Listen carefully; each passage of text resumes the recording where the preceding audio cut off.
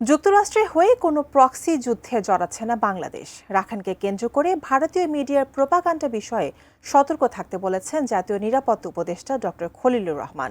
একই সঙ্গে রাখাইনের সঙ্গে করিডোর নয়, হিউম্যানিটেরিয়ান প্যাসেজ নিয়ে আলোচনা চলছে বলে জানান তিনি। রোহিঙ্গাদের মিয়ানমারে ফেরানো এবং আঞ্চলিক নিরাপত্তা বিষয়ে সেমিনারের আয়োজক রাজধানীর ইউনিভার্সিটি অব প্রফেশনালস বিইউপি।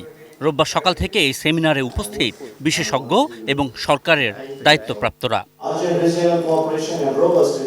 যেখানে বিশেষ অতিথির বক্তব্যে জাতীয় নিরাপত্তা উপদেষ্টা ও প্রধান উপদেষ্টার রোহিঙ্গা বিষয়ক high representative doctor Khalilur Rahman স্পষ্ট করে বললেন, রাখাইনে করিডোর নিয়ে কারো সঙ্গে কোনো আলোচনা বা চুক্তি হয়নি। আরাকান আর্মির সঙ্গে যতটুকু ওয়ার্কিং আলোচনা হয়েছে সেটা হিউম্যানিটেরিয়ান প্যাসেজ নিয়ে।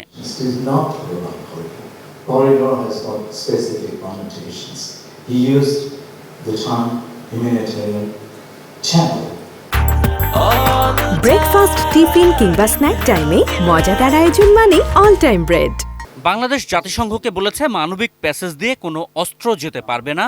একই সঙ্গে সহায়তা বিতরণে কোনো বৈষম্য না থাকা সহ কয়েক দফা শর্ত দিয়েছে Dhaka.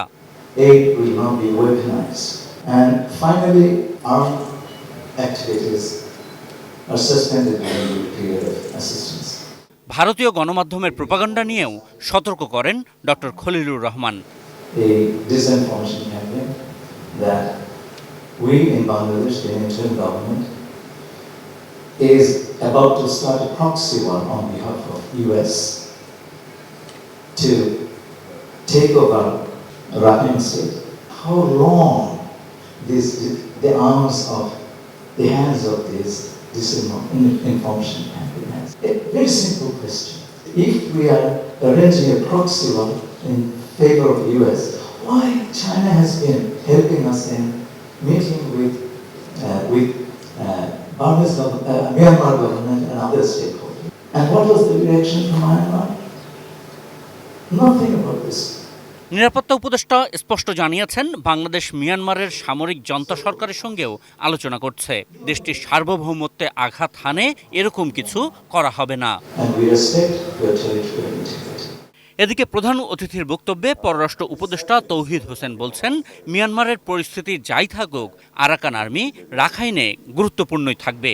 Because for us, Myanmar is largely a Rakhine state. The fact remains that the Arakan army is in possession, is in control of the Rakhine state. রাখাইনের সংঘাতময় পরিস্থিতির বর্ণনা করতে গিয়ে উপদেষ্টা বাংলাদেশ সহ পৃথিবীর বিভিন্ন স্থানের স্বাধীনতা আন্দোলনের রক্তক্ষয়ী যুদ্ধের কথা স্মরণ করে প্রত্যাশা করেন সেখানে একদিন শান্তি আসবে। This is the opportunity in which the Rohingyas' rights can be re-established. Ashikur Rahman Apu, ATN news, Dhaka.